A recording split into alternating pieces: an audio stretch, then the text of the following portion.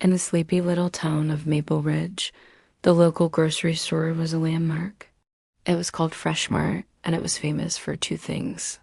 The first was its produce, which was so cheap it almost felt like stealing. The second was its owner, a man named Mr. Callum, who had this unsettling habit of never, ever blinking. Seriously, people would make a game out of it trying to catch him. It was a running joke in town. At least, it was a joke until the day the laughter stopped. It all started with the apples. They were crisp, red, and perfect. But at night, they began to glow with a faint, pulsing light, like 1,000 fireflies trapped just beneath the waxy skin. The people who ate them described the taste as unsettlingly perfect. They said the flavor was so intense, so flawless, that it felt engineered, like something a computer would design. Most folks just shrugged it off as a weird quirk. Others, a little more cautious, decided to stick to other fruits. But a small group of customers found they couldn't get enough. They just had to go back for more. Among the residents of Maple Ridge was a high school senior named Samira. She was sharp, observant, and the first to realize that the strangeness wasn't just limited to the glowing apples. It started with her little brother. He'd eaten a fruit cup from Fresh Mart for breakfast. That night, he woke up screaming. When Samira rushed into his room, she saw it. His eyes, once a warm brown, were now flecked with shimmering silver particles that seemed to move. It wasn't just her family.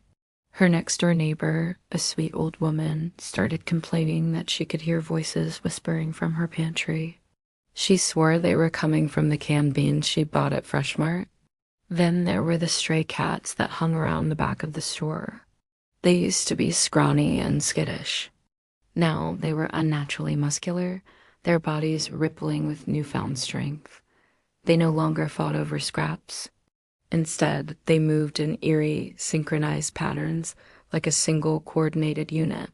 The town was changing, one grocery run at a time. Samira knew something was deeply wrong. Driven by a mix of fear and a desperate need for answers, she hatched a plan. One evening, just before closing time, she snuck into the store and hid herself in the stockroom behind a tower of toilet paper rolls. She expected to catch employees unloading a late-night delivery truck, maybe find a weird pesticide or something. What she saw was infinitely more terrifying. The moment the last employee left and the lights dimmed, the store came alive. The very walls seemed to breathe, shifting and stretching like living skin. Wooden produce crates, stacked in neat rows, unfolded themselves with a series of sharp clicks, transforming into bizarre star-shaped patterns on the floor. And then Mr. Callum began to speak.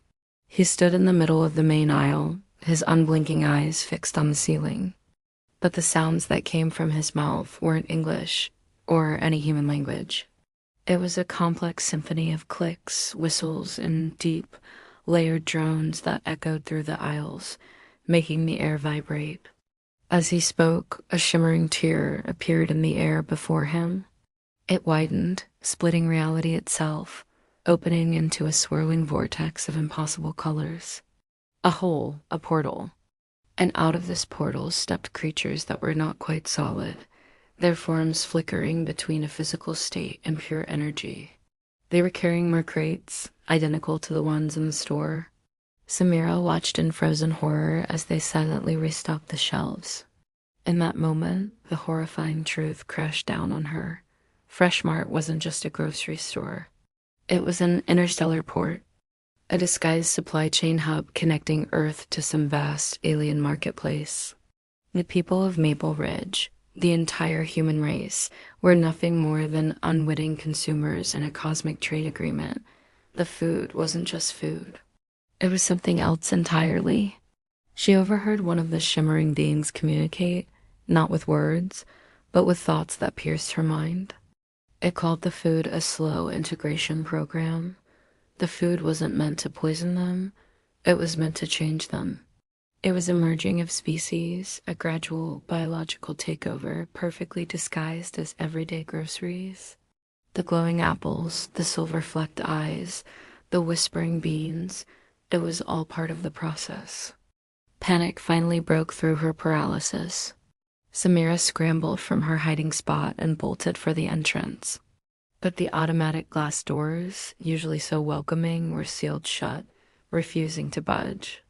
A cold whisper slithered through the air, seeming to come from everywhere at once, from the humming freezers, from the air vents, from the glowing fruit on the shelves. It was the store itself, and it was whispering her name.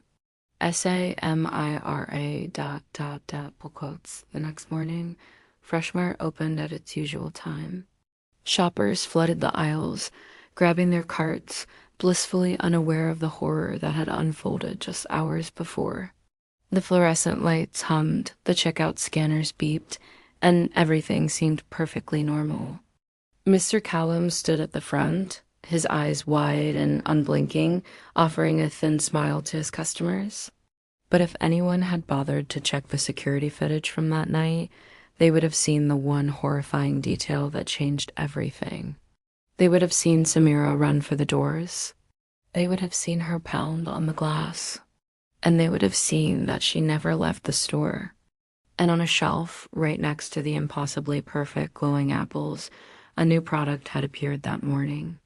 It was a small, elegant glass jar filled with a shimmering, pearlescent liquid. The label was simple, printed in the familiar Fresh Mart font. It read, "Human Essence Premium Grade."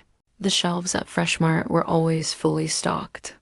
But no one in Maple Ridge ever stopped to ask where the new supply came from. They really should have. Because in that quiet little town, you don't just buy the food buys you. Thanks for watching.